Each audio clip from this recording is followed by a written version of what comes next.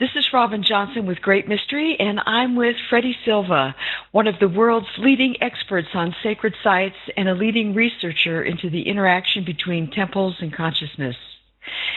Freddy is a best-selling author and director of several documentaries and has appeared in programs by the History Channel, Discovery Channel, the BBC, and numerous video documentaries, and presents at international conferences and on radio shows all over the world. So, Freddy, thank you so much for being here, and I know you've got a really busy schedule this year, and you're doing a lot of traveling. Absolutely, as always. We're just having a good laugh about that, about trying to squeeze the whole year into 2 months where everything happens, and trying to do things at the same time. I think there's something to be said about bilocation, and we should learn how to bilocate, because then we can multitask on multiple levels. You could speak at different conferences at the same time, and it wouldn't be an issue. Yeah. So, you could be working, and you could also be at the beach. Exactly. And also, you tend to forget how old you are. I mean, I suddenly woke up this year after a long winter in New England, and it has been a long winter here. And I suddenly realized I was over 50 years of age, and I thought, well, where did the 40s go? Suddenly looking at facial cream and things like that, and considering Botox. And But anyway. So, I would like to know, why do you call the Mayan temples and pyramids in the Yucatan an ancient academy of the spirit? Oh, it was a great name. We just thought we'd use it for fun.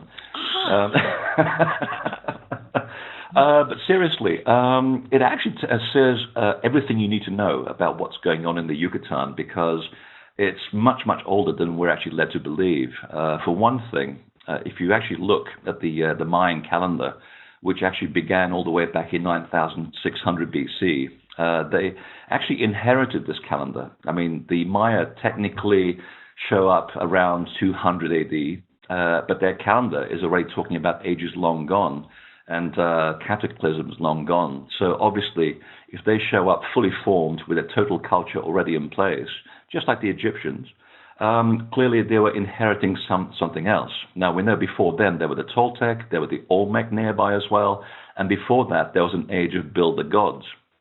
This is where it gets exciting about the Academy of the Spirit, because back in 9700 BC, literally within 100 years of the Mayan calendar coming into force, there was a major catastrophe around the world.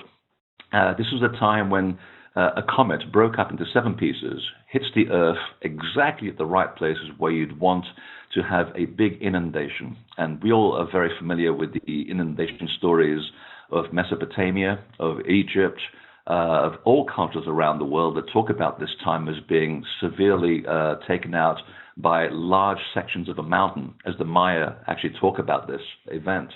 They talk about how for 6 months of the year, you could barely see the light of the sun, how you couldn't differentiate people from the soil because there was so much soil raining down from the sky that people looked like the earth upon which they were walking.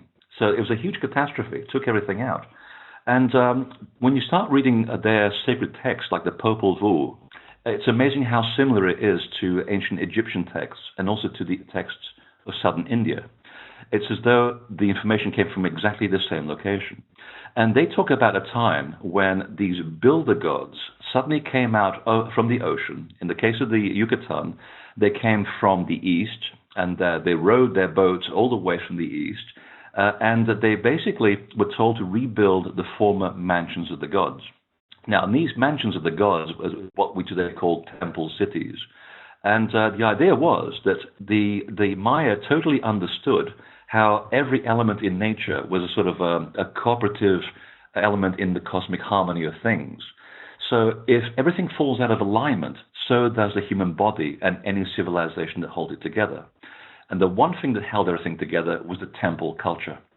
So when these builder gods survived this flood, they brought with them the knowledge of understanding of how to put together a perfect plan on the face of the earth, whereby you would actually create buildings that would then, by their design, by their measure, by their alignment to the stars, they would create perfect academies where people would come, bring their imperfections, and they would be made to look like the gods.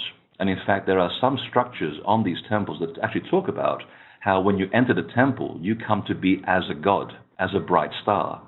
So there are places where you actually not just come to learn written things, you actually come to transform yourself in a very profound way. You also become you discover your inner God. And if you actually look at the actual stories of southern India, Egypt, Bolivia, and the Yucatan, they all have this element in common. They were all told to build these beautiful cities encoding the mathematical, geometric, and other libraries of information that basically show you how the whole universe works and how you can be a mirror image of that universe. So that's the first part that makes these places an ancient academy of the spirit. The second part that proves this is the fact that when you look at temples like Chichen Itza, Balam, Uxmal, and Mayapan, the oldest parts of the temples, and I mean the nucleus of these cities, because sometimes they have as many as 2,000 buildings in these places, which, of course, we're going to visit all of them in December. When you look at the actual nucleus of the temple, they are all misaligned to the rest of the site, and exactly by about 4 degrees. Now, I found this as well at Tiwanaku in Bolivia last year. Now, these temples are aligned to specific elements of stars, of sunrises, and specifically the equinox. So they're perfectly aligned due east.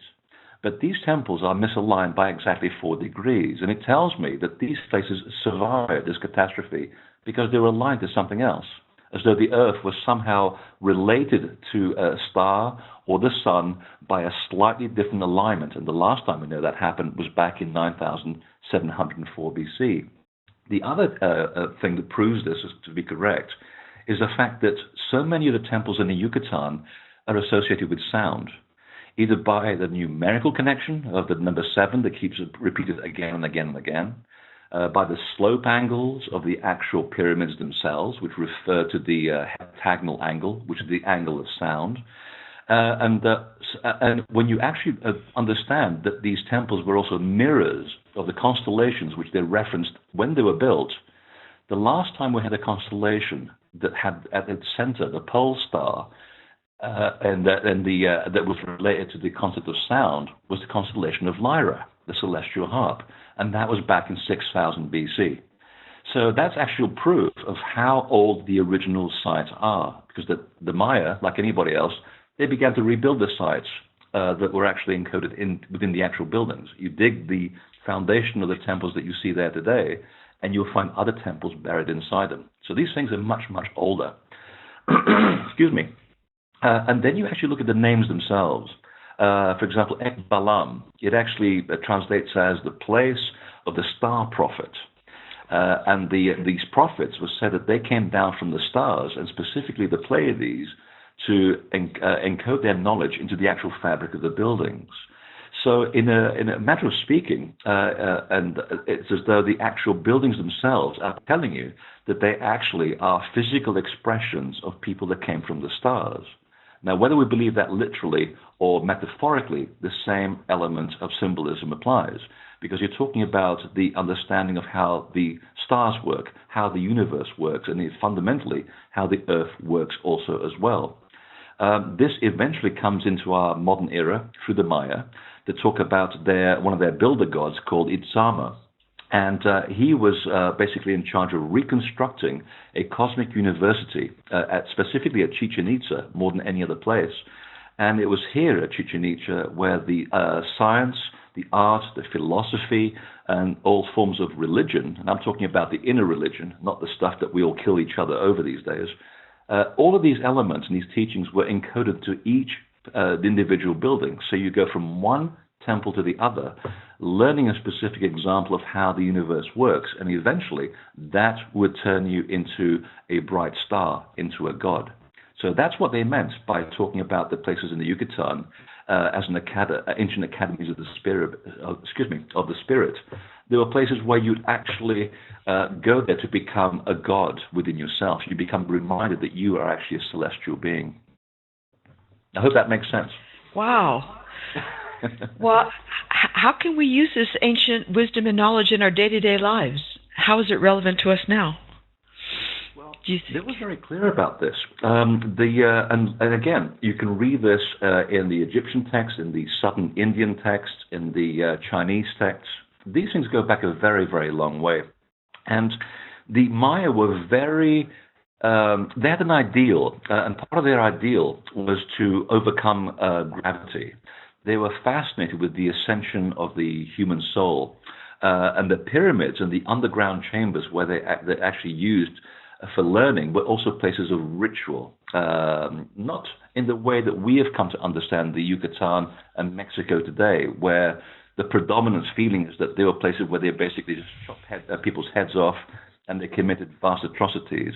That is much more related to the Aztec than the Maya, which is why the Yucatan is so much more clean. So when you strip that understanding away, and what you're left with is this cosmological concept that the Maya were totally into understanding how your body is a house of your spirit, and you are an expression of the earth, and the earth is an expression of a holograph called the universe. Everything is in perfect equilibrium. Now, here's the part that's interesting. They figured out at a very early time that you as a soul are slightly separate from your body. If you totally understand how things really work, you don't really associate with this gross thing called matter. And they were totally into the concept of understanding how you as an imperfect being have to go to a specific place that shows you a mirror of your own perfection, which brings us back to the concept of the ancient academy of the spirit. So you as a person, you walk in, you come out of the jungle, and someone's borrowed your girlfriend, someone's stolen your cart, someone took away your corn. All of these things start working you up from the inside. You can't afford medical insurance, someone took my marijuana, blah, blah, blah, blah. Well, now you're becoming a little bit more, ingrained into the actual physicality of the world. These are just emotions. They are energy in motion. That's what emotion means.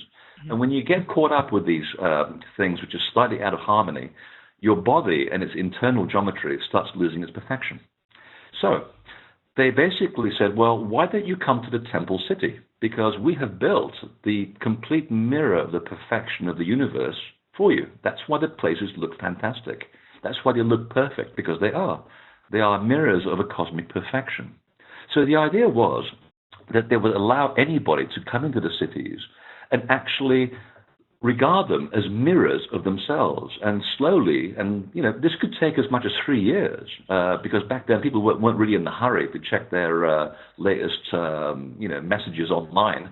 They could afford a little time off from their daily life to go and check out, what was wrong with me, how can I be a perfection of myself.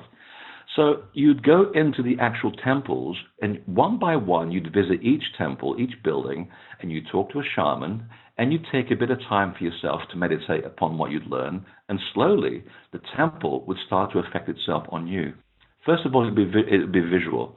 The visual impression on the temple, on the senses, would, basically have a profound effect on your sense of being, of your sense of the natural order that's around you.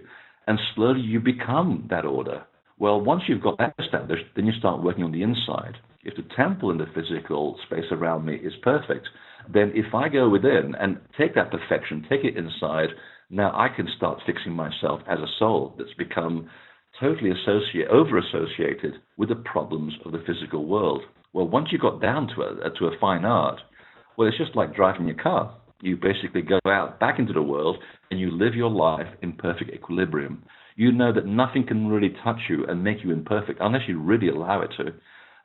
And this is a concept that began thousands upon thousands of years ago. It was taught all around the world in these ancient academies. The last people I know that were still practicing this were the Knights Templar. They were doing exactly the same principle. So you have the outer people and you have the inner brotherhood of people. Mm-hmm. And they're talking about a concept called the risen from the dead, which we'll get to later in the conversation today. But just going back to the concept of how the places, these temples, are totally relevant, if you actually look and start breaking the sites up into their constituent parts, you see how it really works as a science. For example, if you go to the pyramid of Kukulkan at Chichen Itza, which is one of my favorite places, If you actually start breaking the building down, it's essentially a series of square terraces, and it has 4 protruding stairways, and the stairways are angled exactly at 45 degrees. So all of this represents the material forces at play in the actual harmony of the physical world. This temple is then supported on 9 platforms, and the 9 platforms, each one gets closer and closer to the sky. Essentially, anything associated with the element of 9 is perfection. We still have this understanding today in our common phrases. For example, when you're in a total love, what cloud are you on? It's cloud 9. Cloud 9. When you want to go and do the very best that you can possibly do in any endeavor, you go the whole 9 yards. The female productive cycle takes 9 months for the semen to create a baby inside the woman's womb. It takes 9 months. So all of these concepts were imagined, and then they were built into the actual structure of the site. And going back to the pyramid again, and I'm making very short of this because I can be here for a whole day just talking about that place. If you look at the actual base of the pyramid and how it rises to the top, it rises exactly at 52 degrees. That's a pentagonal angle. That's an angle that references sound. So the sound that created the whole universe is actually hardwired into the actual slope angle of the entire pyramid. And then it keeps going on and on and on. Each terrace is also slightly misaligned to each other terrace and to the pyramid itself at 72 degrees. That's the pentagonal angle. That's the angle of the geometry of every living organism on the face of the earth, including the human body. So if you just walk up the building, up the pyramid of Kukulkan, you are essentially walking upon a physical interpretation of the perfection of the cosmos. You can't help but be transformed into something else other than the person that you arrived. You arrive as a tourist and you leave as a god. And that's a pretty good reason to actually come on a tour to these places, because you literally are transformed from within. And if you want to take that a stage further, you get to the top, you come back down, and you go, wow, that was interesting. And then you find that over in the northeastern corner of the building, there's actually a little archway, and you go into an underground chamber, which is the original temple of Kukulkan, and that's where you actually go into the other world. You go within yourself, and then you'd find that spiritual person within. And then you repeat the journey, and you'd be amazed what happens to you once you've taken all of that on board, and you climb back up to the top of the building, and you see yourself in a completely different light. In fact, you start seeing things with your peripheral vision. And that's what the buildings do to you. As I like to say it, what they do to you and also for you. They literally are places where you become transformed. So you go there first as a tourist, or you come on a tour with people who understand this stuff, and they show you. And then you go back again quietly on your own. And then that's when the magic really begins, because the more questions you ask of the temple, the more it spits them back out at you. And you keep going backwards and forwards, and before you know it, the temple starts talking to you as though there's a person standing right beside you. And I'm talking from experience here. You know, the amount of times that you and I, Robin, have gone to Avebury, for example, you go there 9, 10, 12 times, you learn something new each time, and you think that you're crazy because how did you miss all this information the first time around? Well, because the temple has to trust you as well. It's a living organism.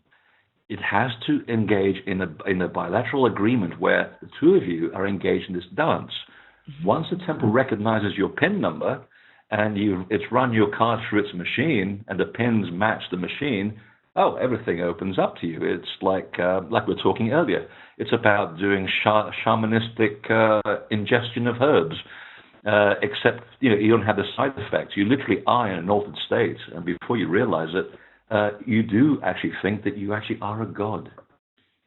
So do you think then that, by walking the temple and spending time in the temples as you've described, that it somehow affects our resonance, that we kind of start, or our frequency, that we start getting in the same frequency as a temple?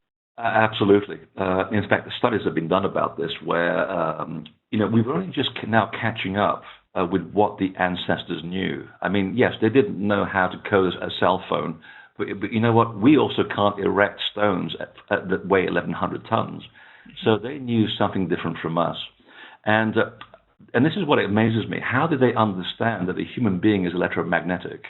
How did they know that all the atoms that make up the human body, this computer, this desk, everything is in a state of total vibration? We now know this because we have the mathematical understanding, we have the computeral understanding, and we have equipment that costs millions of dollars that can now look into the nature of atoms and the physical substance of things. And you look into, for example, let me grab this guy, this little guy here.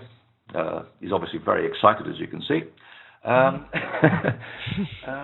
You can actually look at this little god from South America, and you realize that, it's very hard, it's very physical. But when you look at this under an electron microscope, it's full of atoms and molecules, which actually show that most of this is made of air. But in between all those atoms and molecules, there is a specific geometry. And that's what makes every single thing vibrate, is this internal geometry of atoms that relates to each other in a perfect methodical way. And everything in a total state of vibration. And when you actually throw something as innocuous as an emotion, a thought, or even a word, that carries a packet of energy. So that also is going to interact with you in a certain way. And the temples do exactly the same thing to the human body. They also are built with electromagnetism. They all stand on the roads of electromagnetic lines that cross the earth. In fact, the Maya knew about this, because when you go to Uxmal and the Tikal and all the other temples in that vicinity, all of them are connected by straight lines called white roads. They call them Zakbe. And I'm sorry if I'm not pronouncing that correctly. My co-leader in Yucatan is going to kick my spiritual ass if I don't pronounce Mayan correctly. But the Zakbe are spirit roads. They're called white roads, not because they were painted white, but because they are white roads of the spirit, and they connect all the temples. And all of those lines also just happen to coincide with electromagnetic lines of force. So all the temples are in a state of vibration as well. So you, as a vibrational being, in a state of vibration, all your molecules are, dancing this incredible dance. And you walk in, and the electromagnetism of the temples starts to connect with you. Now, there are some places that that I've gone to where, I'll have a group of people with me, and some people get there and they go, I really don't want to go in. I said, but you just paid X thousands of dollars to be here. Why don't you want to go in? I just don't feel right. And that's the trick, because not every pyramid, not every temple aligns with your frequency. So Egypt, of course, is a fantastic example. You have masses of pyramids, and you've got the big one, and everybody gets very excited. Now, you look at the Great Pyramid and the pyramid next door. The two are slightly different to each other, ever so slightly, because the slope angles tell you exactly what they do. So all the all the guys or all the women who like doing guy energy, they like going into the Great Pyramid because it's that kind of energy. It allies to their specific body frequency. And, depending on what state you're in, you can have an out-of-body experience right there. It's happened to me several times. I wasn't even asking for it. And you come out feeling, as we call it in technical terms, with the tingly-winglies. And then you go to the next pyramid. Well, now it's completely different. All the people that are working with the guy energy, they don't want to go in there. But the people who are working with feminine energy, including the guys, it's not a gender thing. It's all about energy.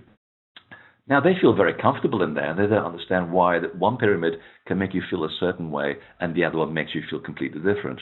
And again, it goes back to the layers of the pyramid, the angles, the alignment, its connection to specific stars. All of these things have a resonance about them. And when you take your little credit card of a body and you put it into the machine that is the credit card reader called the temple, well, if everything matches, it's payday, absolute payday. Cool. I'm still waiting for the check myself, but, it makes for a good metaphor. Yes, a very good metaphor. It's like the key in the lock. There are also suggestions that certain of the Yucatan temples, such as Uxmal and Ocean Talk, are... Yeah, I know.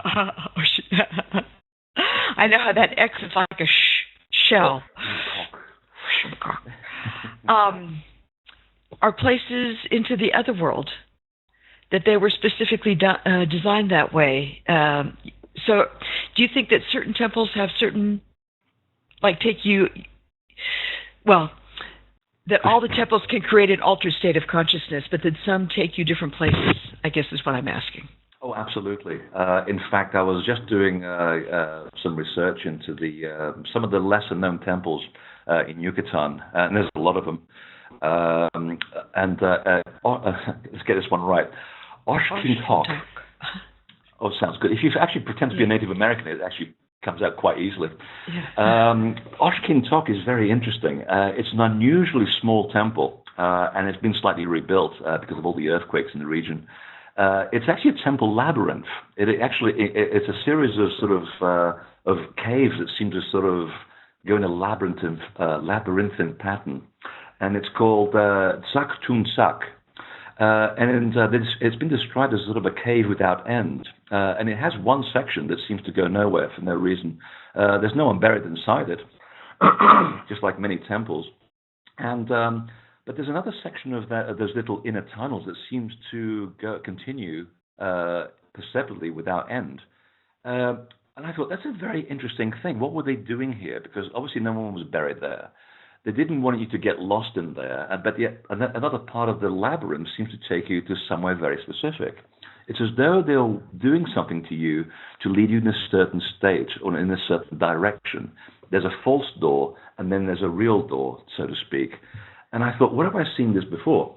And this is where suddenly taking a big picture of the world of temple making comes in very handy, because I came across the same thing in southern Italy at a place called Hieli, which is our modern understanding of hell. And that place really does smell like Satan's bottom. It's horrible. It's a big series of tunnels that go deep into the earth. Many of them are volcanic. One of them goes all the way under Vesuvius and then branches over under the Vatican. So if you ever go to the Vatican and the floor is getting a little bit warm, leave. But this particular place called Hieli goes back to the ancient Greeks.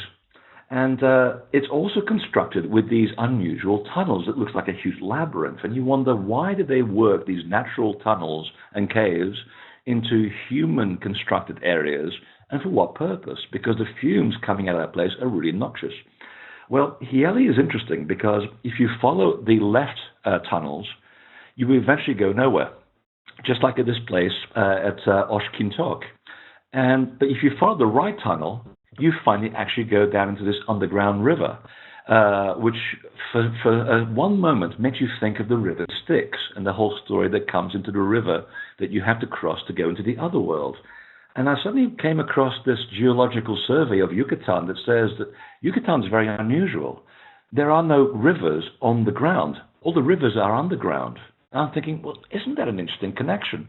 And I've followed this stage a little bit further and discovered that, yes, at Hieli, back in Italy, there is this one labyrinth tunnel that you take to this underground river, you cross the river, and there were steps carved into the actual stone to show that at some point there was some kind of a ferryman waiting to take you to the other side. And when you do cross to the other side, there is a temple deep underground with a little alcove which allows you to put a little votive or an offering, and that's where you go in and do your connection that takes you to the other world. Same story exists in the Yucatan as well. And when I began to link this together with the teachings of the ancient temples of the Yucatan, how they're teaching about the doorways of truth and falsehood, there are two ways you can go by in the world, just like your left brain and your right brain. One section will only one direction will only take you so far. If you start using too much logic, it doesn't take you to a falsehood, but it takes you to a point where you can't really get out of, which is the total immersion into the material world. It will only take you somewhere. If you follow the right brain of thinking, well, that gets you into the spiritual context of things, and that can take you to infinity. Now, that's the doorway of truth, because only in infinity can you find the ultimate truth. Well, guess what? The Maya were not only teaching this at this temple of and I expect everybody to remember this by the end of the program, Oshkintok. It was the fact that the Greeks had picked up on this in the 2nd century BC, and there was a famous mathematician and shaman called Zeno, who it turns out had built the academy over at Hiele in Italy, and he was actually, I got a mural of him actually showing his initiates who wanted to go into the other world, the shamans. There's a mural of him showing the priests and the initiates the door of falsehood. The other was a labyrinth that goes to the left and goes nowhere, and the door of righteousness, which goes to the right. So it's funny how the Maya has picked up on this as well. So all of these concepts about shamanism and reaching the other world were basically worldwide concepts. But there's something else here, and it's really to do with Uxmal, the other amazing temple, which I'm really looking forward to going into, and especially the Pyramid of the Magician, which tells you all you need to know. In fact, you're looking at it right now, I believe, on that graphic on your screen. It's that sort of oval-shaped temple. Very unusual for Central America. There's nothing like it. And there's 4 other temples that are actually buried inside it as well. So this place, again, goes back a long, long way. Now, Uxmal means a couple of things. And one of its meanings in the indigenous language is, and I'm not making this up, what is to come, the future. Now, I can't think of any better description of the other world than figuring out what is coming into the future, because it was a way of having a shamanic experience that allows you to have a foreknowledge of future events. And the other thing about Uxmal is that it was referred to as an invisible city. So it tells me that the name of the temple is trying to suggest that what you see is not necessarily what you get. There is an invisible temple behind this temple.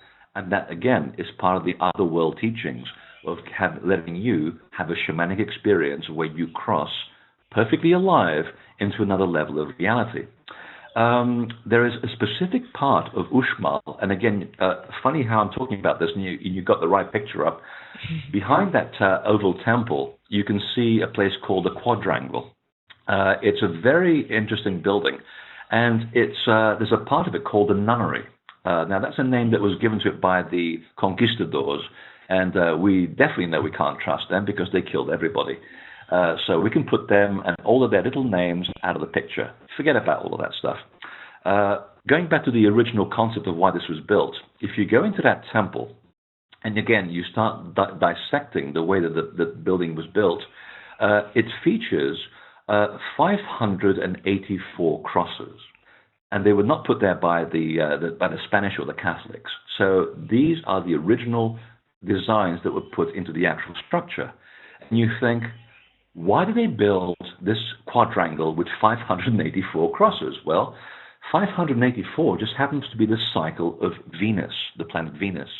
And the Maya were infatuated with aligning their temples to the rising of Venus. Now, if you're an astrologer, that makes good sense. If you're an initiate of the ancient mystery schools and you know about this, that means something completely different. Because just like the star Sirius, Venus was the star associated with resurrection rituals. That means that this site was used for ritual resurrection. It's one of the most ancient shamanic initiation experiences. In fact, I just wrote an entire book about this last year. Which is what's helped me decipher this particular temple. I had not made that connection until this point. And this particular quadrangle that you're seeing here was the site used for ritual resurrection. And the entrance building, which is the south part of the temple, is called the Istam Na. It literally translates as the house of the shaman. And when you go into the courtyard and you look above it, there's a big frieze, very complex frieze full of all kinds of imagery. And again, it tells you exactly what was going on because the frieze depicts these little flowers all over the place. And these flowers are called the Itzal. And Itzal means blessed or magic substance, which brings us back to the concept of narcotics, our favorite subject. Now, everybody's suddenly interested. I'm seeing all the eyes light up here.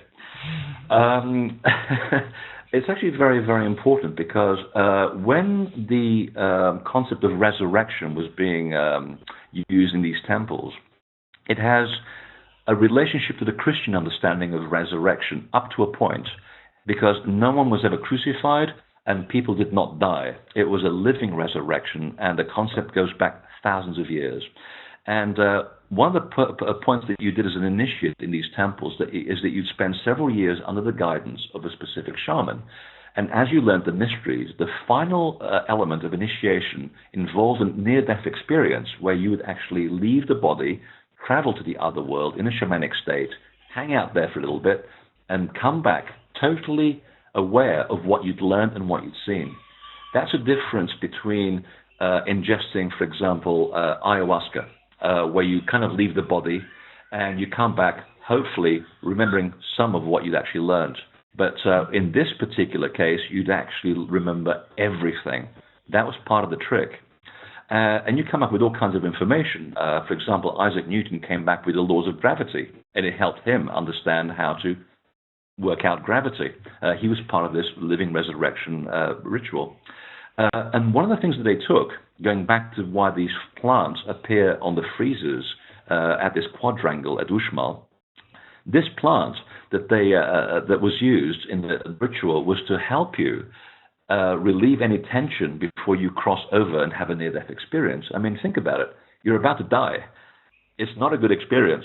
And the one way they allow people to overcome the experience was to take specific herbs. Sometimes it would be Syrian rue or blue lotus, as they did in Egypt. And the Maya also had their own particular version, which I'm not aware. I know Miguel Vieira, the guide on the Yucatan tour, I know he'll know. They had a specific plant, which they then broke into its constituent parts, diluted to a specific amount, and the people ingested it as a narcotic to allow you to remove your trepidation. So once you're in, and it usually would be about a distillation of about 12%, because anything more would either make you dream the stuff up, which you don't want to do, or it will kill you, which you really don't want to do. So it was a very specific amount that allowed you to just cross over into the other side and have a shamanic experience. So, this is why these places were really involved with an out-of-body experience. They were involved in this shamanic journeying, but it was the ultimate level of the reason why you'd actually travel to these places. And in fact, if you're still in the quadrangle in this picture, and you keep looking at the information on the doorways, it tells you more about this concept of resurrection. Because each door, above each door, there's a little frieze carved in a very beautiful way. There are these little stone windows. And these windows are called shanilna. It's a very interesting word because you find this word in Persian and also in Portuguese, which is my native language. Shanilna is the original Persian word for paradise, which is their version of the other world. Because when you're crossing over in a shamanic state, you are reaching paradise, the state of perfection. And above these stone windows in the quadrangle, you also see these zoomorphic creatures above each door, which are describing and depicting the rebirth cycle once you go into these buildings and you see them first of all as physical places. And then you start looking at the way in which they were built, and then you start deciphering the numbers, the geometry, the symbolism in the stones. It begins to talk back to you and shows you this is why it was built. So in this case, at Uxmal, we have a place that was totally associated with an out-of-body state. You were having a shamanic experience, and you were expected to have a living resurrection. You would come back, and you would awake from this shamanic moment. You would be greeted by the shaman or the priestess, and you were taken onto a platform where you would see, the first thing in the morning, you would greet the star Sirius or the planet Venus, both of which were associated with divine knowledge and the divine feminine. So now we know why they were totally fascinated by these stars, why they track their movements, because the temple tells you exactly why it was built. It's pretty cool stuff. Very cool. I remember from what Uxmal is my very favorite of all the temples there. I mean, just something about the way it feels for me. But I also understand... You hit the nail on the head right there, because they are perfect. Because they are mirroring the perfection of the universe. Yeah. Yeah, you feel that. I mean, you've literally just hit it on the head. Yeah. And I remember every time I've been there, there were like hundreds and hundreds of little yellow butterflies. Oh, really? And I wonder if those flowers are still there. Because, of course, where there's butterflies, it's because there's flowers. Oh, the flowers are actually in stone. I know, but I wonder if also the flowers are in the earth. Oh, I see. Yeah. It's kind of ironic considering the metaphor of the cocoon and the butterfly and the caterpillar. Yeah. Essentially, that's what you're doing in the temple. You're going from a caterpillar into a butterfly. Mm-hmm. Have you heard also about Uxmal, that it was a temple where they did sexual education? No, but I'm really looking forward to that part. Yes. Yeah, we could probably do that on this trip as well. I think we'd have time for that kind of thing. Weave that in. I haven't actually, but it wouldn't surprise me because it's it's not in the way that we would associate it today, but it was to do with the meeting of the masculine with the divine feminine. Mm-hmm. Right. Physical, but it was all because it was about learning how to work with the Kundalini and how to really get the best out of your repressed sexuality, which the Victorians were, we're still living in this sort of Victorian-held idea, and especially in the Western world, that sexuality somehow is a bad thing. It should be something that would be done between a man and a woman, and only when you're married and you do it once, you have a baby, and that's it. You go and sleep in separate beds. Mm-hmm. So most of these people realize the beauty of the meeting of two people to have a blissful experience. And I've had a moment in my life where I had a partner with whom I was totally one person with. I hope everybody has that opportunity. And you have no idea how powerful that sexual energy is when you're doing it for the right reason, which is, again, a foundation on love. But when you have two people that, again, are totally within themselves and within each other as a perfect, within a single organism, you are amazed of what you can create, what you can see, and what you can establish. You can literally move through walls. And I can tell you from experience that the manifestation experience of what you can do when you're in that state is frightening. It is. You have to be very careful with it. But at the same time, the association with the sexuality is also a metaphor of how people used to go into these shamanic moments and they would have a cosmic marriage with the divine feminine. It's the ultimate association of the soul that leaves the body and mates with an opposite kind to have a blissful experience. So, yeah, it wouldn't surprise me at all. What can you tell us about the ball courts? Because they're at several of the temples, and they seem to be shrouded in mystery. Oh, they fascinate me. And the understanding that I had was what most people have come to understand the ball courts to have been used for, which was ritual sacrifice, people having their heads chopped off. Maybe in the later years when the Spanish finally moved in and the Aztec were already killing each other and they'd lost the plot completely. And I thought somehow it doesn't make any sense because when you actually dissect the ball courts, and specifically, the great one at Chichen Itza, which is famous, when you actually dissect these things, the fact that they were all built according to specific geometric alignments, specific geometry and numerical values, and everything in the universe was distilled down to number, I thought, why would you build that and then have people go around killing each other? It doesn't make any sense. The two don't add up. You could basically put a stake in a field, go around with a rope 4 times, mark the area, and shoot each other. It's a lot easier.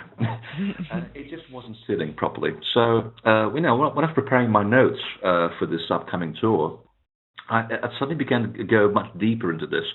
And one of the original names for the ball court in the Maya language is Hom, which is, it's Om with an H. It actually means crevice, but the association with sound is so obvious that you can't deny it. Well, it turns out that when you actually look at the beautiful carved rings through which the players actually did do a ball game there, the idea was to pass the ball through these rings, which are very, very high. I mean, even for someone like me who's 6'5", I mean, they're way up there. It's a long way to throw a ball. And the ball, the actual arc of the ball is defined by 2 entwined serpents, like a caduceus. And you think, now why would you make a a stone hole with a caduceus through which you have to pass a ball through. This sounds like a ritual more than anything else. And also, the actual stones through which you have to pass the ball through in the ball courts are exactly 3 times 7 units above the ground. And I'm thinking, well, that's the sound multiplied by the Trinity. And I'm thinking, that's not by accident at all. And also, when you're inside the ball court, the slightest whisper can be heard on the other side. They are acoustically tuned elements, just like St. Paul's Cathedral Dome. And you think, now, why would you want to do that in a place if you're going to have ritual sacrifice? So there's something more to this. Well, you go into this a little bit more, and it turns out that the name with which they were associated, this was actually the Maya way of describing the crevice, the symbolic crevice in the surface of the earth, which defines the way in which you are granted access into the other world. It's the cosmic chasm. And playing the game granted you this access into the other world. And now that got me really excited. How does a ball game grant you access into the other world? Well, when you actually go there in the middle of the night, what happens is that they were used by astronomer priests, and they would use this as a reflecting courtyard for looking at the stars. And during the day, that's when the ball players used to come out. And I'm thinking, this is starting to sound a bit like the game of chess. And it's exactly where the game of chess comes from, because during the actual playing, the people in the actual ball court will be surrounded by 4 walls which depict a projection of the planes around the zodiac. In other words, the actual decoration of the ball court depicts a tracing a path of the planets above and below the horizon. In other words, these balls, these planets, are basically playing a game of the gods. Now we've got an astrological connection. And the whole point of the playing area was also divided into 99 squares, which is a very unusual number. Now, if you go to Avebury in England, you have exactly the same concept, 99 upright stones in a stone circle. Those 99 stones calibrate the lunar and solar cycles. Now we're getting closer to an answer here, because you're matching the masculine with the feminine, the sun and the moon. Everything is in perfect balance. So when you actually play this ball game, the ball court, the idea was to remind the individual that was playing that the human body is the measure of everything. It's the measure of the planets and the zodiac, and you are an essential component of everything that's around you. And the players had to amass enough points to reach the center of the field. And when they reached the center of the field, it was called the Teo Kali, which is actually a very Indian-sounding name. Kali being the creator and the recreator of the universe. In other words, rebirth, destruction, resurrection. And it literally means the home of the gods. So now we know. The game literally was teaching you through this metaphorical playing the ball and putting it through the sacred hoop, was to teach you how you are an essential ingredient of this cosmic play of the gods, and you are part of their ball game. And you have to learn how to integrate yourself into this play if you want to play the life of the game of life properly and in perfect equilibrium. I mean, it's so beautiful. Wow. And the amount of trouble that they went to do this. And of course, we know this game today very well by its more common name. It's called chess. And when you actually look at one of the oldest iterations of chess, which comes from Persia, in the Persian story, the hero is an expert at ball play. Now, how the Persian connection ends up in Maya land, I have no idea. But it's that the two were totally interchangeable. And of course, the whole concept of this ball game and how it relates to you as a person, as a ball tottering around the universe and the cosmos, is actually commemorated in many of the Mexican folk dances, which is why we should always pay attention to these things, because they're hidden in plain view. It's a pretty cool story, isn't it? It's a very cool story, and what an amazing experience that must have been to play a game that would really put you in touch with your relationship with the cosmos in that way. And then later on, as people lost the plot, as we all did, it degenerated into a literal game of life and death. Yeah. But the original game of life and death is how you relate to yourself, the physical world, the people around you, and the universe in general, and how you relate to the temple as well. If you're in balance, you don't have to kill anything. You just have to kill that animal nature within you or tame it in order for you to walk like the jaguar along the face of the earth in perfect equilibrium. And you harmonize the elements of the serpent and the vulture or the condor, depending on which part of the universe you're in. And it's those elements in harmony that allow you to walk through life in the game of life and death. Once the Aztecs got hold of this, it's like, oh, it's all about killing each other. Let's go and have a game so we can appease the gods. So you see how easily this stuff goes totally out of balance.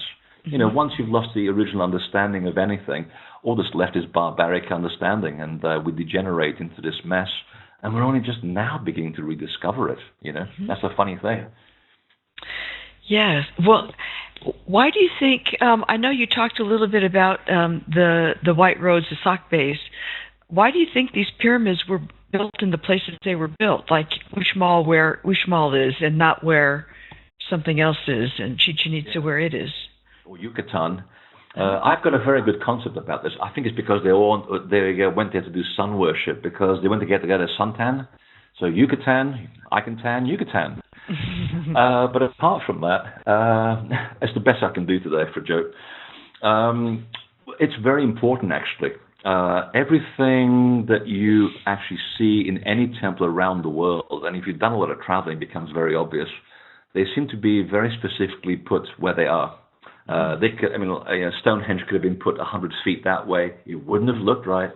You can take an Egyptian pyramid and put it a mile down the road. It doesn't work. But where they are, where Uxmal is or where Balam is, they just seem to belong.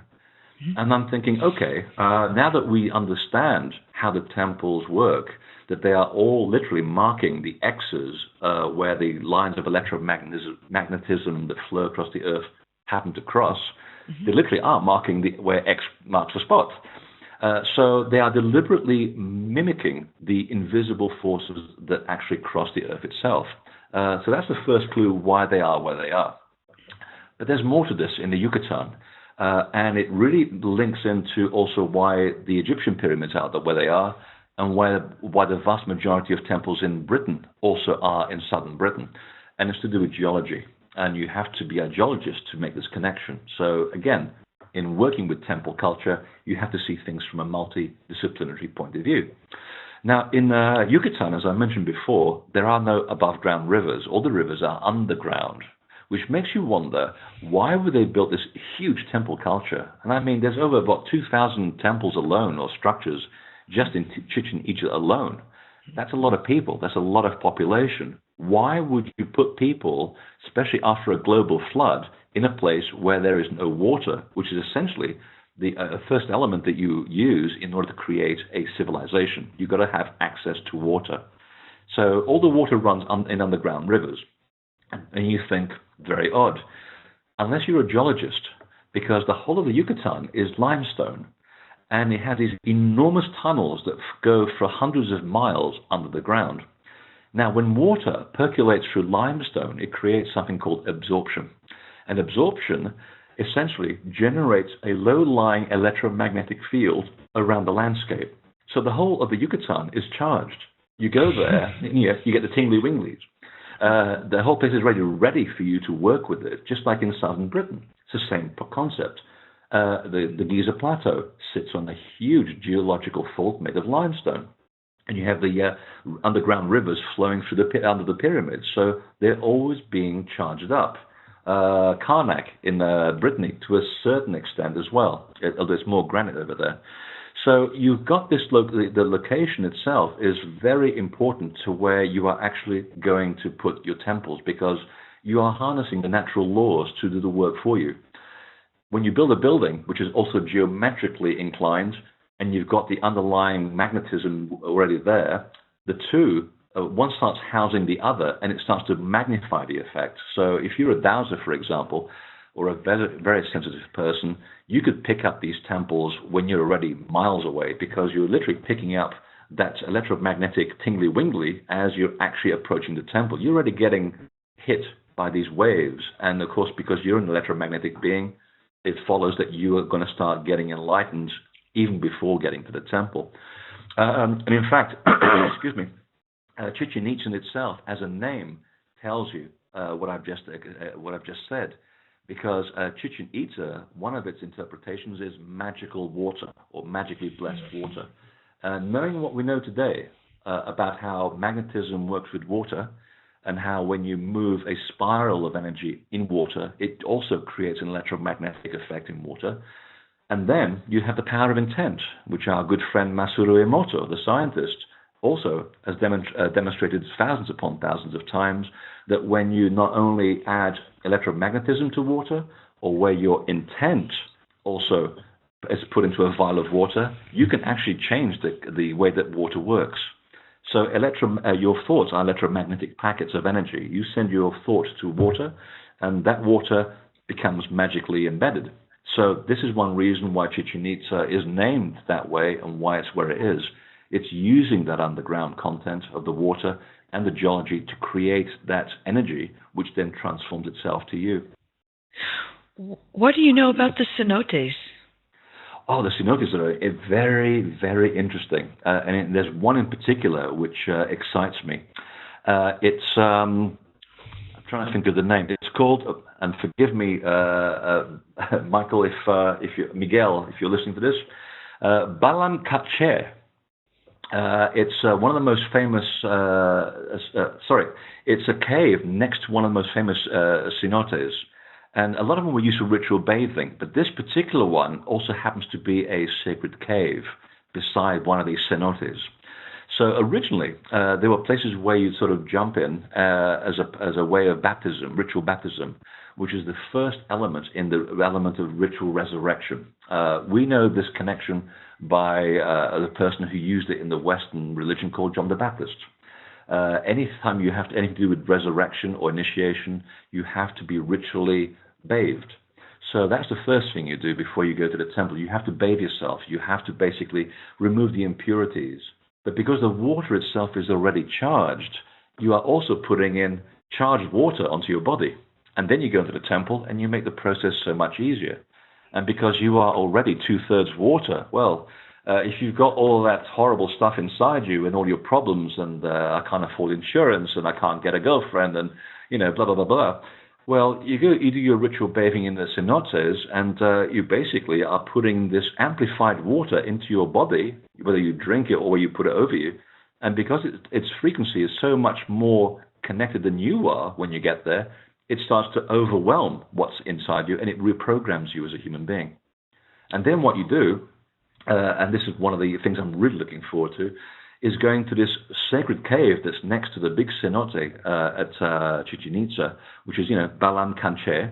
And this is a limestone cave. It's very sacred, and it's filled with carved staircases. It has its niches for offerings, just like the place I spoke earlier in Italy called Hieli. And the central focal area is a massive limestone pillar, and it literally looks like a world tree.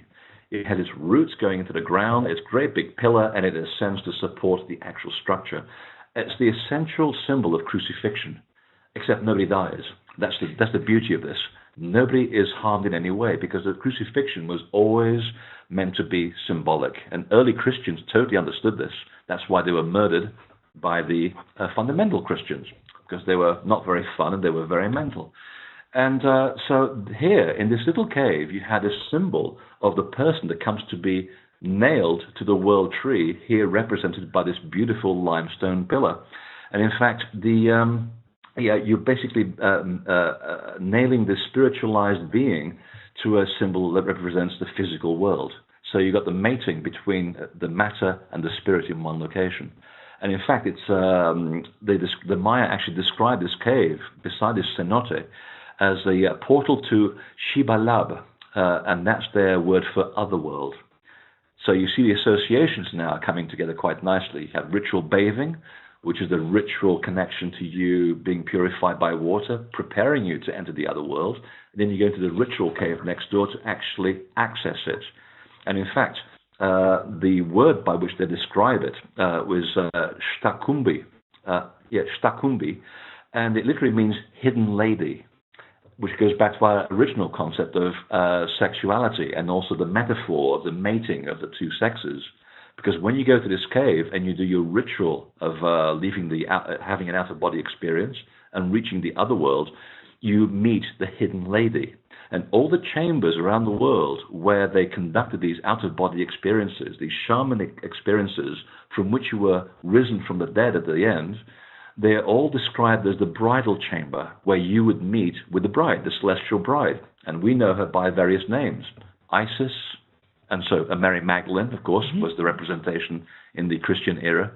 So again, we have here a representation of something, a spiritual understanding which transcends time and space, and we see this in different cultures around the world.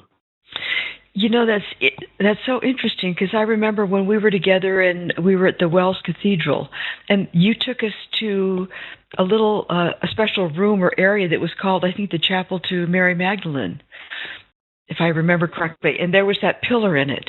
Yeah. That was like that. It looks like that tree in that cave, and it was like a sound chamber also in there. It was amazing. I'm glad people are awake and they remember the things I tell them on tour. It's right on. You're right on, actually. I forgot about that. Yes, and for those of you who don't know this, there is a beautiful cathedral. It's totally feminine. It's all made of limestone. And it's in England. It's called Wells because it's built on top of sacred wells, and you can still see the water from the wells running up and down the high street. They haven't capped it off.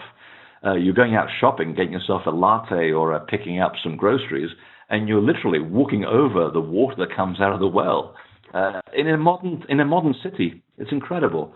And there's this beautiful Gothic cathedral. It was put there by the Cistercians, funded by the Knights Templar, who we now know are connected to the Mayan symbolism and to the other symbolism which they share with other cultures around the world. And off to the side, there's this beautiful round chapel called the Chapel House, and you go up these beautiful spiral staircase, which is made of limestone, and the whole thing is a round chamber. It's octagonal, which is a symbol of the matter and the spirit held in perfect equilibrium. Again, the geometry defines the reason why the building is built. And there's a central pillar, and it's made of little blue granite, and incised with limestone. And you sit there on the periphery of it, totally quiet. And whenever we've gone there, we've always been the only people there as well, which is wonderful, because you drop a pin and you could hear everything, just like the ball court. And you start humming slowly, and the whole sound starts manifesting backwards and forwards. And you start getting this out-of-body experience as you're sitting there. And there's this central pillar. And you look up, and I tell people, now, class, if you start deciphering the building and the elements and the numerical values of the building, if you count the number of ribs that are holding up the ceiling, how many do you count? And, of course, the answer is 32. And I said, add the central pillar. How much does that make? 33. I thought, right. Ever heard about the 33 degrees of Freemasonry? Right. You're looking at it. Because it literally is the angle and the numerical value of gravity and anti-gravity. And that's the one element you have to overcome to escape the body so your soul can have an out-of-body experience. Which brings us full circle back to the start of our conversation today.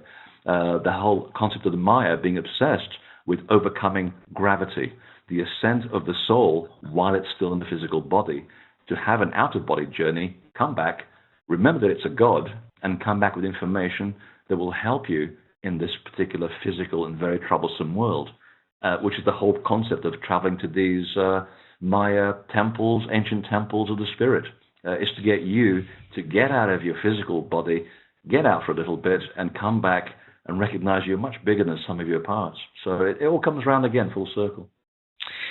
You know, I know on this tour you're going to be co-leading with Miguel Angel.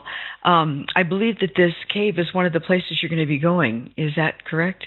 Oh, absolutely, and I can't wait, because I just saw there's some scientists that just did this electrical mapping of the cave, and I think I've got a picture of it up on my website of the actual cave. That looks like an underground tree. It's extraordinary. So we're going to have a little shamanic experience in there. We're going to get that place and get out of ourselves. I know Miguel Angel, in addition to being a Mayan priest and a cosmologist, and deeply knowledgeable about all the glyphs and the Mayan, everything Mayan. He knows everything.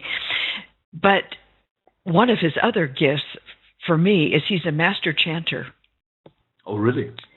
At our conference in Cancun, oh my God, he had the whole group just chanting Kulkulkan. And it was an out-of-body experience. Oh, yeah. Everybody was so high. And if you're in these places, like this, and if it's like that, I'm wondering, because of the shape and the design, I'm just wondering if it might be like that in Wells, with the resonance.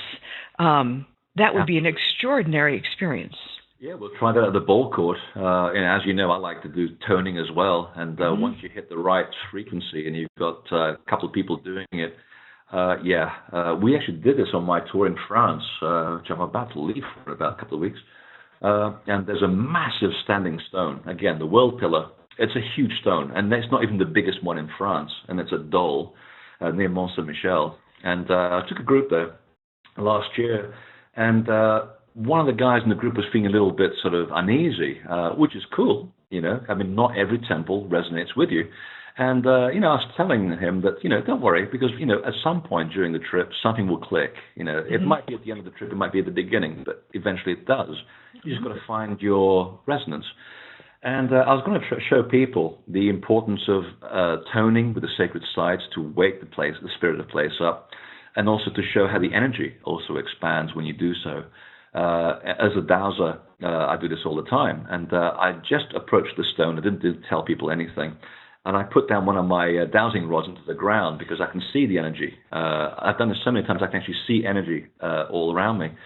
So I put it there just so as a marker I'm saying, remember this thing. And I just told people, this is where the energy of the rock actually is. And they went, wow, it has energy? Yeah, this is the energy field around the stone. Now watch what happens. So we all took, there was 14 of us, handheld, and we just managed to cover the girth of the stone. That tells you how big it was. Wow. It's about 800 tons, this thing. And we just started toning into it, and all I heard behind me was someone falling off a bench, and it was a gentleman that didn't take part. We did our thing. Tourists came by. They left very quickly. They thought we were doing witchcraft. Because, toning really works to get rid of a side of people. And I looked back at him, and I went back, and he was completely wide-eyed, and I said, wow, now I get it. I said, so what happened? It's like this wave, invisible wave, just hit me and knocked me right off the bench. I said, yep. And I picked up the dowsing rod, and I said, now look at how wide the energy field is. It went right off the field. Wow. And that's the power of the human intent with sound on a temple, a simple standing stone, not even a big Mayan temple. Just the power of that to have an effect on the landscape around you. And of course, no one could focus for the rest of the day. You got your tingly winglies all around you. You tried driving a van after that. Impossible. Which is why we do a lot of research on these tours at certain liquid establishments. Helps ground you. So I'm looking forward to doing that with him, with Miguel, because it's going to be very magical. I mean, he brings so much of the Mayan local symbolism to these places and the cosmology, and it's very appropriate for him to do that. I bring the bigger picture to these things, and also some understanding of what I have on specific elements of these temples. And between the two of us, we pretty much got every angle covered. The rest of it becomes a very personal experience. It is going to be amazing. You have such an incredible sensitivity to the energy of the places, and your knowledge of sacred geometry it's not just in your head, it's somehow embedded in your being. It's really amazing. And I think the two of you with his, Mayan connection will be very profound. So, Yes. I'm going to try to find my way to get on that trip. So to make it so I can be there too. If Uxmal could row across the Atlantic from a sinking continent after a big tidal wave and a catastrophe, you can do it too.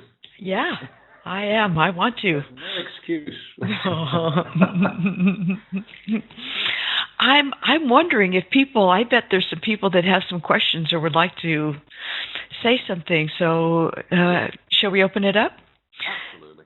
So if anybody would like to ask a question or make a comment, you can either unmute your mic yourself or send me a message in the chat and I can unmute it for you or ask it for you if your microphone's not working.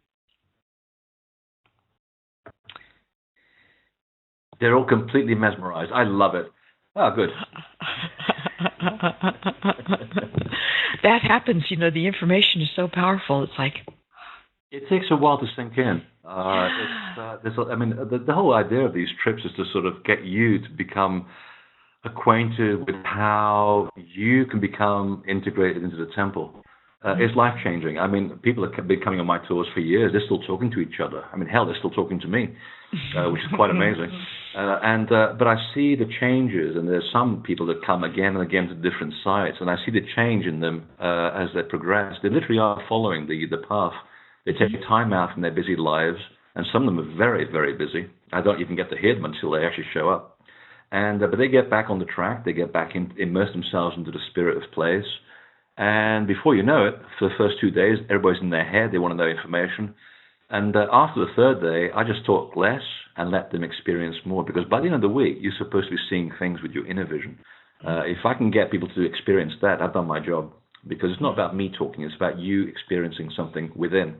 And people are now beginning to also pick up things on a subtle level. They can now see energy. They begin to preempt the events. They can actually start co-creating things. They can have a degree of control over the manifestation in their lives. And that's exactly what we were doing in the mystery schools thousands of years ago. Did I say we? What they did in the mystery schools, in the temples years ago, which was to get you to take charge of yourself. And the reason why religion in the modern era has tried to remove you from that God-given creativity that we all have. So it takes time. I have been to many temples, and I think it is so, personally, I think it is so important to go with a guide like yourself, because you have such a profound way of somehow helping fit the key in the lock for people, and it makes a huge difference in what one can experience. You just like going to the pubs with me. I do. I like that research. I think there's lots of research that has to be done, of course, Hi, I have a little bit of stage fright, but I will try and say. Freddy, it's Gail. I just want to plug your trip. I was there 2 months ago, and it was an incredible experience. Oh, really? Where'd you go? I actually went down there for a different reason and stayed 2 days to try, and I saw 4 temples, one of which was Chichen Itza. And the sense that we read about things like archaeoacoustics, but you, again, have to actually experience it. Yeah, you do. And there was, if you clap your hands at the bottom of the north side of the pyramid,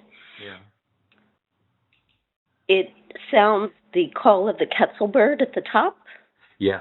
Have you heard about that? Oh, absolutely. Yeah, it's acoustically designed for you to clap, and it mimics that clacking of the bird.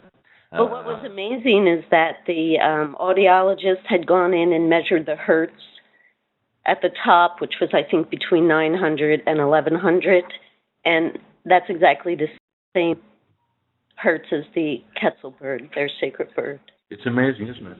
And of course, and then you probably observe the feathered serpent at the bottom of the stairwell as well.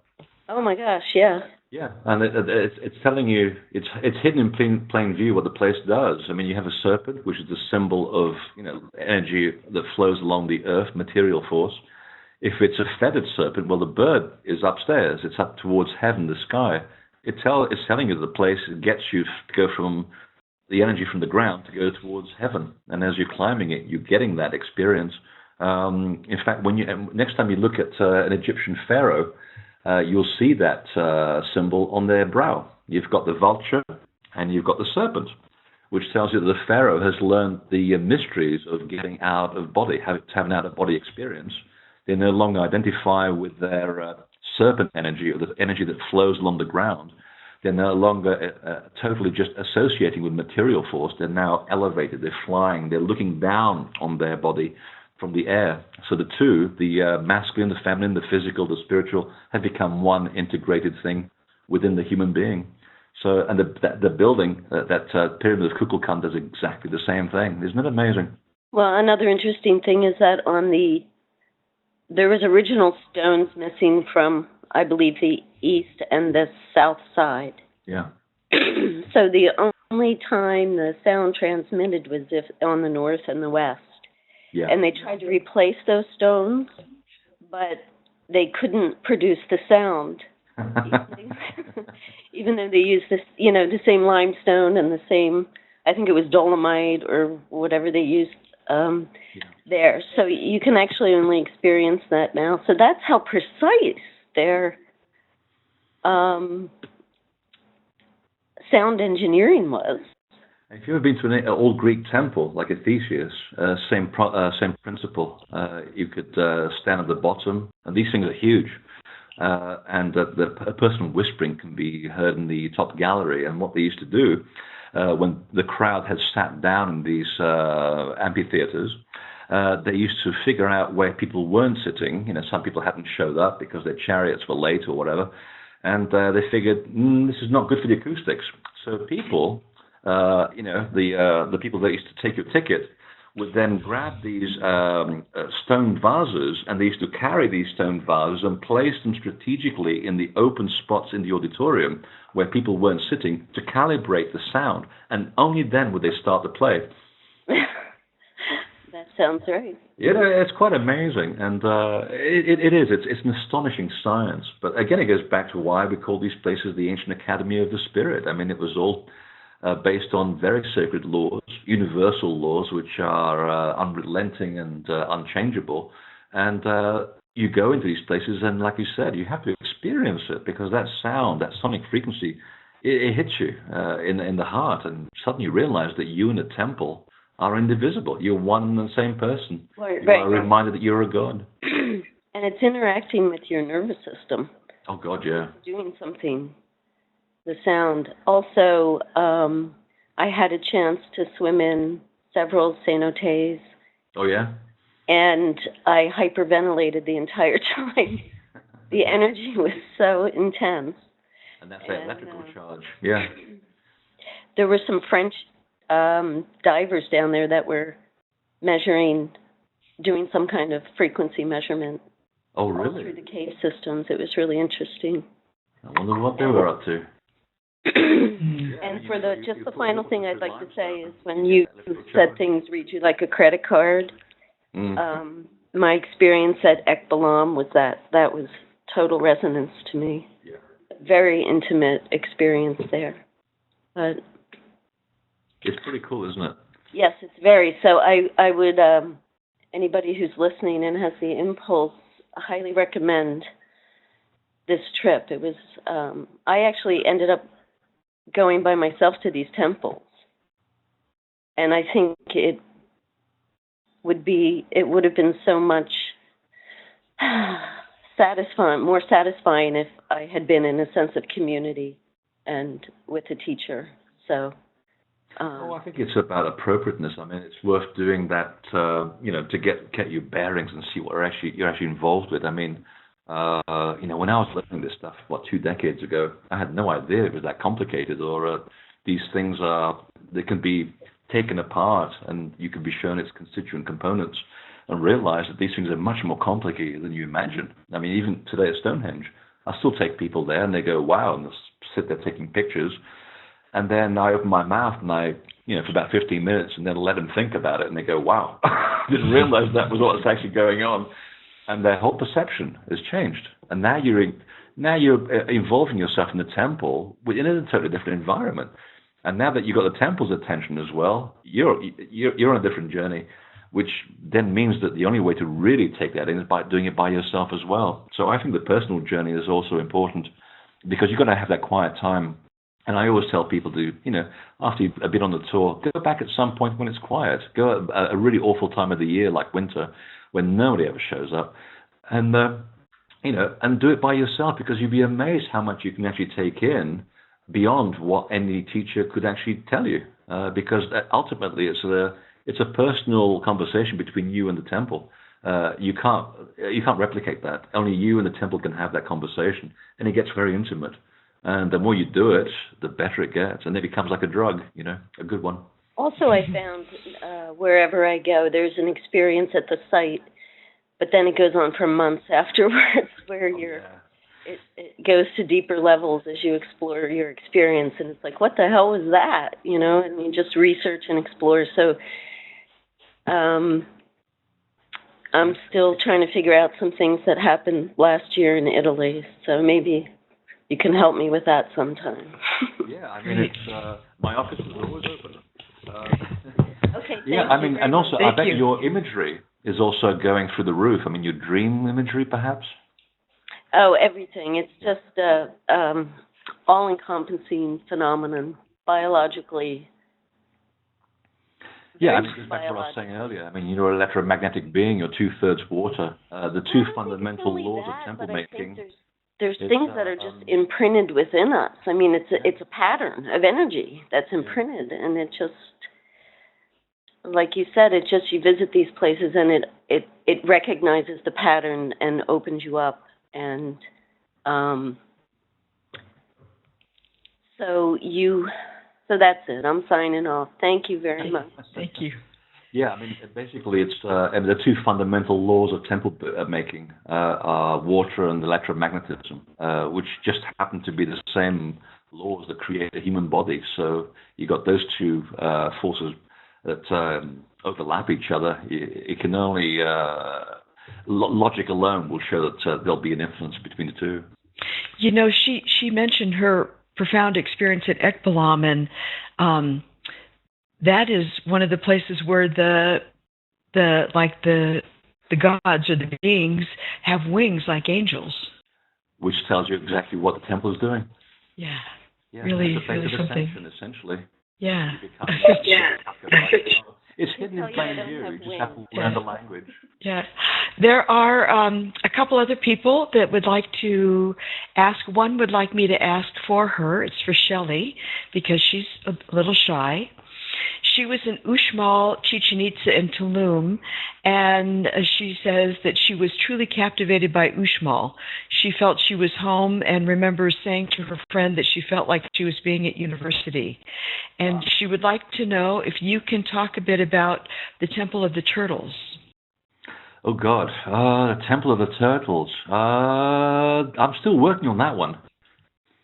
It's to do... Miguel will probably know more about that than I do. The smaller temples, you have to go into the local folklore because hardly anything's written about them. But so far, what I've dug up on the Temple of the Turtle is really to do with the association between you and your relationship to the Earth itself. I mean, you think about it. The turtle, what does it symbolize? It's a slow progression of your journey along the physical plane. So if you just leave that alone as an actual symbol, it tells you exactly what was being taught in that particular house. It's about getting you to understand your own particular journey and your association with the physical world.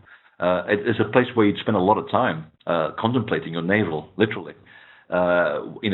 Figuring out your actions, your movements, your thoughts, your deeds, the things that have an impact on a physical level here on the face of the Earth. So that's my understanding of that particular temple so far, but it's still a work in progress. It's something I'd have to go over with Miguel on. Great, thank you. And Brian would like to ask you something. Hey, Freddie. I really appreciate the conversation today. Things have been really Thank you for being the token guy, Michael. Yes. So the reason that I came on in the first place is because I have a website. It's called sacredmeasures.com, where basically I work with tensor fields. I'm kind of a leader in research and development of tensor fields, which basically taking specific measurements and creating these fields. But we've also found there are several measurements that are a working frequency cut into a straight line. So the recent one that we know about was from Dr. Harleston, the standard Teotihuacan unit, and again, of Teotihuacan. But the unit that was used to build that we can put that into the copper circles as well as a straight line to produce working frequencies. The only other places we found these are above the King's Chamber and the Great Pyramid. Well, and so, which these ones will produce like the sine wave of the hydrogen atom. There's two of them that come from the Great Pyramid that produce straight line frequencies, as well as possibly King Solomon's Temple, some related megahertz from there.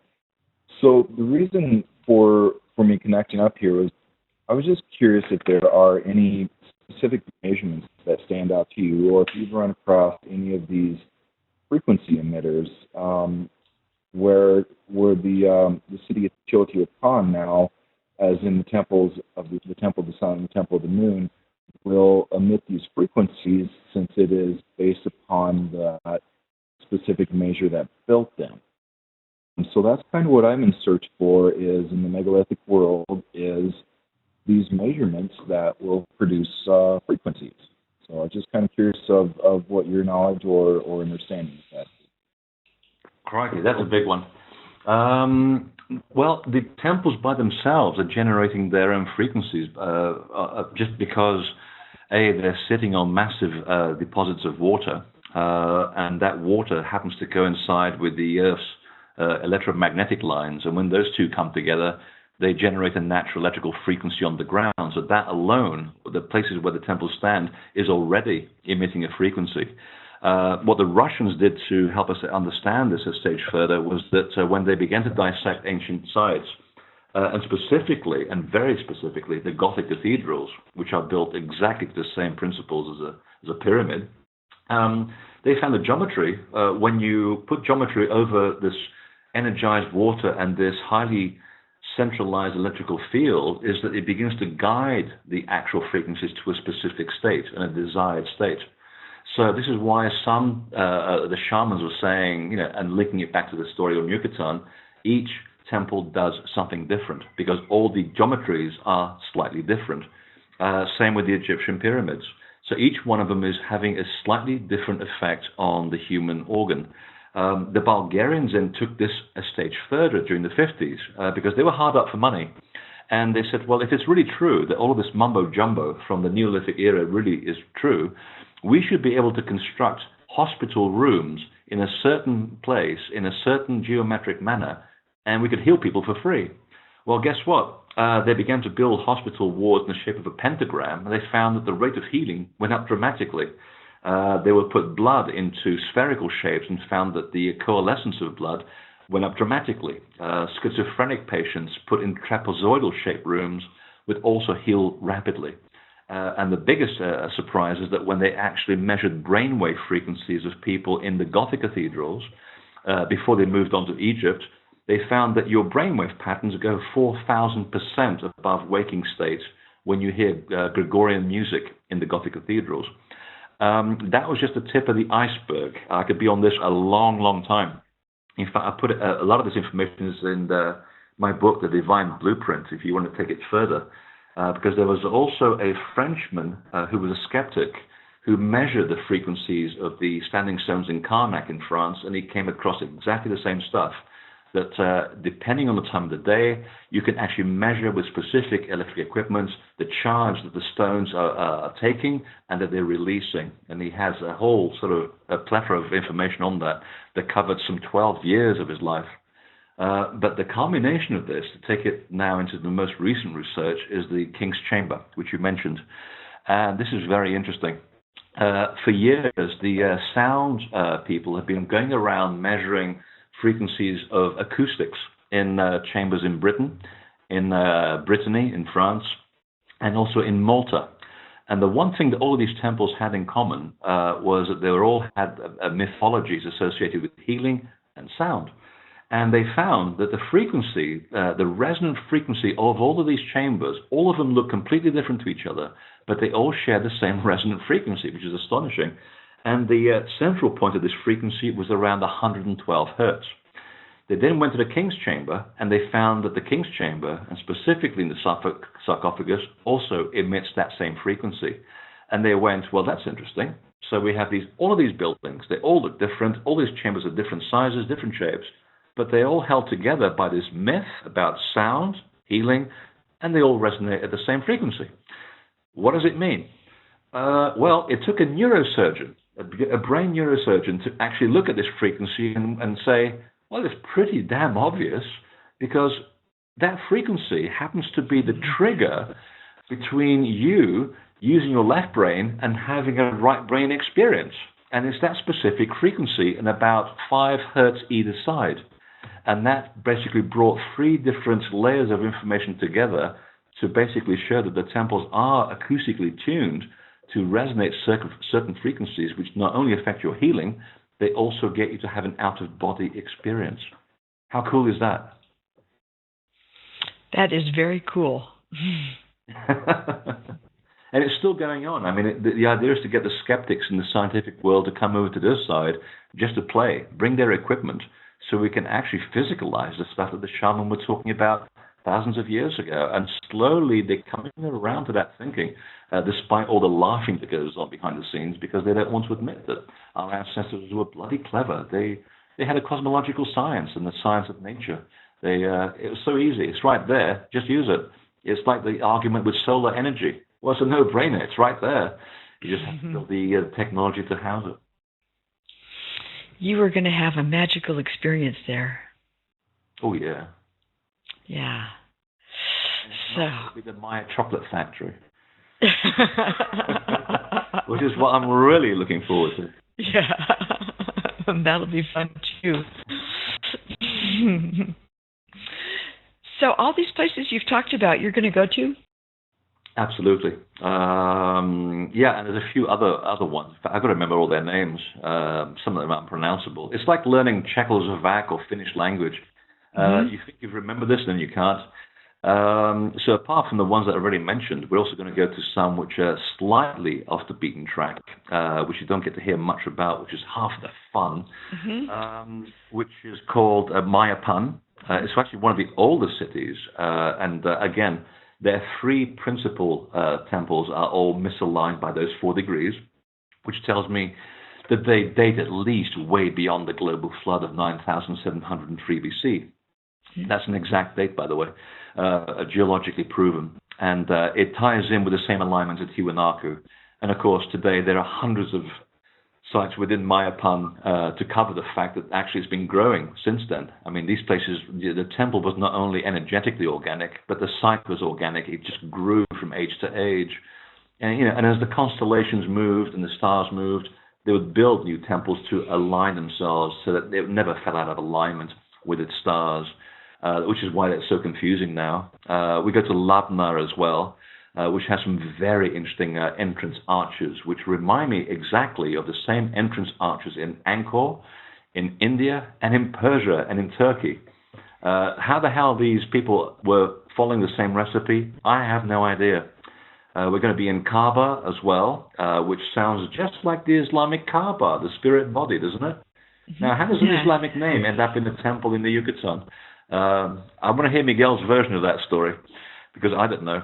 And of course, Oshkintok, which I'm looking forward to, this temple labyrinth, which is astonishing. So yeah, all of these things will be taken care of in a long week. We're going to do quite a bit of covering, and we'll get some private time as well, just to wander around aimlessly, so that we can shut up and let you experience it. Wow. Well, thank you so much for sharing this wonderfully rich story of these sites and the energy. And I can feel just in listening to you, which is the same experience I get, well, not exactly the same, but from reading your books too, this really tuning in to the spirit of the place and the energy of the place, and you can feel that shift into an altered state. I totally agree. In fact, you reminded me, children, if you really want to learn something good, follow your Uncle Freddy's advice and look at his new book, The Lost Art of Resurrection. And there's an accompanying DVD called The Other World. And it's all about resurrection, what we're talking about, the misconcept that we've been grown up with, and why so many of these temples are associated with people being risen from the dead. but it never involved anybody getting hurt or dying. It was a ritual resurrection where the people who underwent the mysteries, they learned this information, they stayed in the temple, they accessed the temple, and at the end of their tenure, they were put in this underground chamber, in this ritual cave. They took a narcotic, they went out of their body, came back in, totally cognizant of their purpose of their soul and the universe around them. They led charmed lives. They really did. We know that famous people like Plato and Pythagoras underwent this. That's why they did what they did. And they said that this is the greatest spiritual experience you'll ever have. So that's what the book and the DVD was about. It's about understanding the deeper layer of the temple and how it works to make you a risen person as compared to the people that go around shopping at Walmart who are called the dead. Even back 3,000 years ago, they were still being called that. You know, I think if we can really get that experience of that being risen or the resurrection in this life, then it also takes away the fear of death. Exactly. You've nailed it. And that's why the Templars, when they were doing exactly the same thing, they went to their graves. Actually, they didn't. They were burnt alive. They were smiling. They were quite happy. They said, well, after the short period of pain that my body's about to experience, it doesn't matter because we can do more damage from the other side. Where we're going. They were just laughing. And it's true. I wasn't, part of the work that I do is not because I'm trying to prove something. It's because I'm actually, without realizing it, I've been following this holy grail all the time. And I've had two out-of-body experiences. Once was in a crop circle. Once was in the Great Pyramid. And I wasn't even looking for it. I didn't even know you could do this stuff. So I've been on the other side, and I can tell you, it's fun. It's really hard to come back because it's so nice. And you do lose that sense of fear. I really have no fear of death anymore. I'm totally comfortable with life. I accept things, and I'm in total control of what I do. I'm not getting it right because otherwise, if we were getting it right, we wouldn't be here. But, it's a work in progress. But it's true. You do take control of your life to a certain degree, and it makes traveling to these places all the worthwhile. Yeah, cool. Well, thanks, Robin. Thank you so much, and I'm going to stop the recording now. But it has been such a pleasure to be with you again, and I look forward to next time. And I'm really going to try to make it in December. Absolutely. Remember that chocolate? Yeah. Yum. I want to have that experience Gail did in the cenote. Oh, yeah. Don't tell her about the crocodiles. Or as they say in Australia, are there any crocodiles? Are there any sharks in this cenote? No, go in. The crocodiles because you've got to laugh as well, otherwise you go mad.